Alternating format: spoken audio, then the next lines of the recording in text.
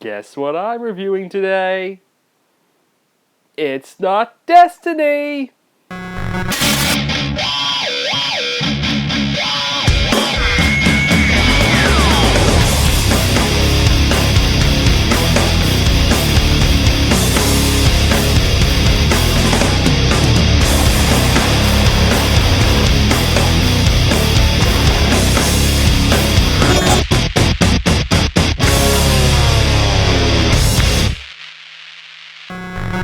It seems that whenever Nintendo's back is against the wall is when they really come out swinging the hardest. Sure, the Wii gave us such greats like Twilight Princess and Mario Galaxy, but when the GameCube was barely treading water to the monstrous sales of the PS2, would see Nintendo grace us with some of the best titles of the generation. Mario Sunshine, Wind Waker, Eternal Darkness, Killer 7, Melee, Double Dash, Metroid Prime 1 and 2, Star Fox Adventure, and Assault! And I could go on and on. Now let it be said that the GameCube didn't have good games. But it seems the whole try new things approach is back again. What with the Wii U not selling like Nintendo expected, or Microsoft for that matter, with Nintendo teaming up with Tecmo Koei / Team Ninja yet again. This time to bring their successful Dynasty Warriors franchise into the world of Hyrule. When Hyrule Warriors was unveiled to the world at the end of last year, it blew everyone away. Especially this guy.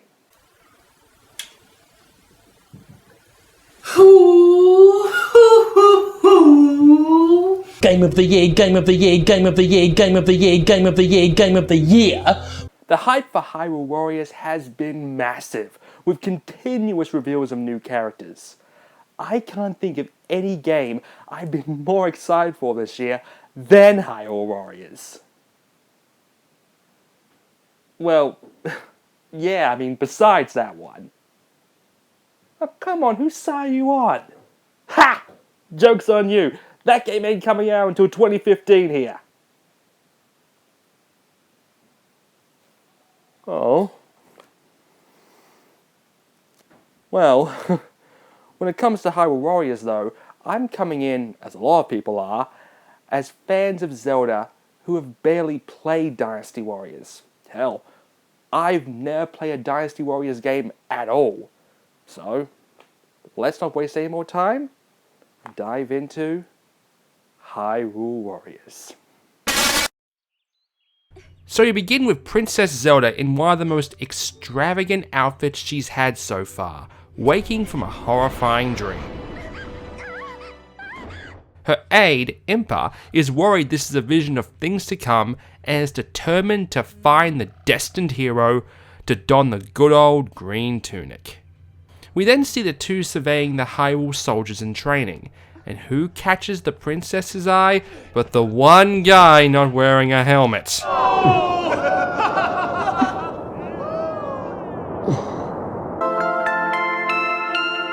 Ba-bump, ba-bump. Oh boy. Soon enough, Hyrule Field is invaded by monsters, and Link, ever being the gallant hero, steps up and helps defend the castle. Interesting note about Link. Despite the complete lack of voice work in The Legend of Zelda, since Ocarina of Time, Link has had a voice actor. Or Sayu if you want to be technical about it.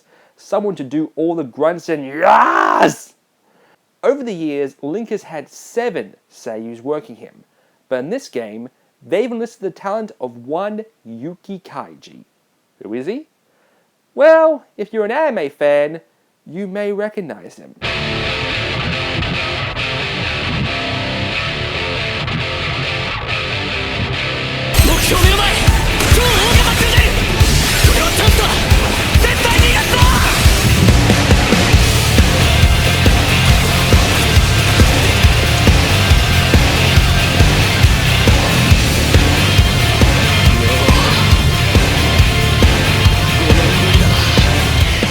That's right, Link and Attack on Titan's Eren Yeager share the same voice actor, making this poster a lot more canon.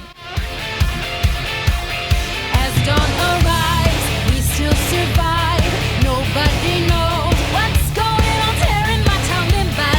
But alas, it seems that the attack was merely a distraction, and Zelda disappears. Emperor and Link lead their army to search for her, meeting Sheik along the way, as well as a new character, Lana. From there, we also meet the main villain of the game, Sia, and her two friends, it seems. Whoa. Sia almost makes Ocarina's Great Fairy seem modest in comparison.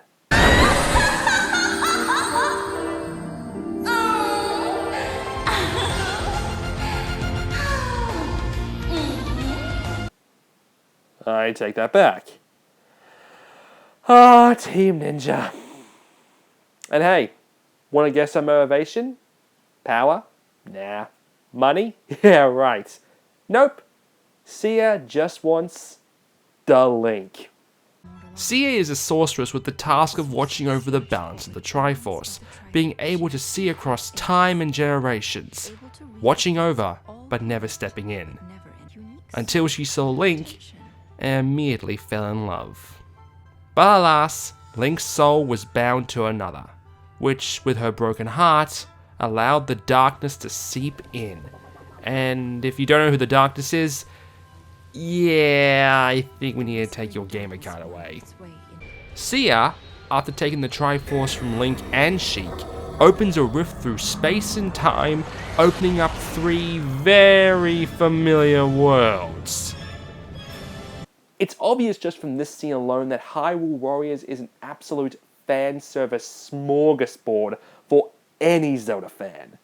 But keep in mind that this is still Dynasty Warriors at its core, with a Zelda skin on it.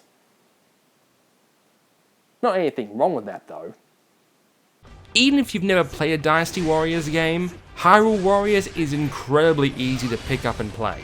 Just mash normal and heavy attack in as many different types of combos as you can and see what you come up with. Keep an eye on the map in the top right corner telling you where your attention should be, and keep an eye on strongholds that may be in danger of being overtaken, and especially your home base, because if that goes, it's game over. The top left has 2 meters, the yellow one is your special move which each character has, and the green one is your magic focus meter, which when pressed puts you into focus mode, allowing you to deliver more hurt. Of course, we do have the sub-weapons which are found in the iconic chests. Bombs, arrows, boomerang, and yes, even the grappling hook! That will never get old. We take the bows to many familiar locales, which look absolutely amazing. And from what I see, the game never seems to slow down, even with a shit ton of characters on screen. Not to mention seeing places like Kakariko Village and Scarf in HD is just wow. And of course, we get to experience the game with many amazing old friends. And yes, for the first time ever, outside of Smash, you get to play as the big bad villain in Ganondorf. Oh, spoiler alert, Ganondorf is in it. But this is just the main story mode. The game also features an adventure mode, which is laid out like the original NES game map, with each square having a new challenge like beating 500 enemies in 10 minutes, or beating these 2 bosses at once. Also, a challenge mode, an open mode, and a gallery that's unlocked by hunting Skulltulas, and so much more to this game that I could go on and on. But if you're a fan of Dynasty Warriors, you'll probably like this game even if you're not a big fan of Zelda. Same can't be said for Zelda fans who don't like Warriors, because at its core, it's still basically just a Zelda mode for Warriors. Not like that's a bad thing, as they've managed to fit it in really well. But no amount of treasure chests or rupees are going to get you into it if you don't like Warriors. But if you're like me and you've never played a Warriors title before Hyrule Warriors, then this could very well be a great introduction. Also, this doesn't have to be just a once only. I mean, there's so much more that could be done here. Wind Waker, Majora's Mask, going old school to Link to the Past. And hell, I would love to play as Ravio and Hilda.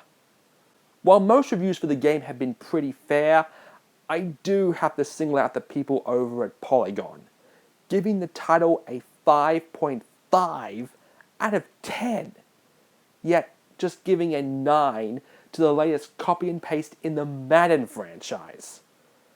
I know some people are still bitter about the last time Nintendo and Team Ninja collaborated, but wow. But I'm amazed at this game for numerous reasons. The main one being that the Nintendo of just 10 years ago would never have done something this crazy with the Zelda franchise. And we wouldn't have minded. This is what I love about Nintendo. Instead of just making what we want, they make us want what they make.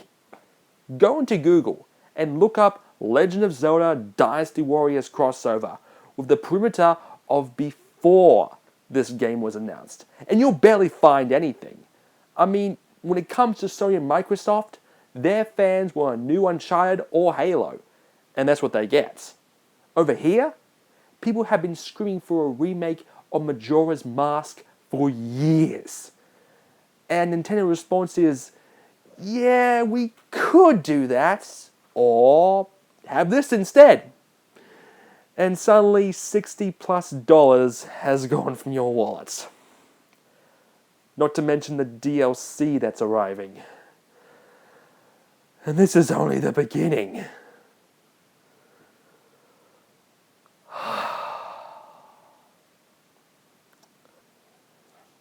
See you next time.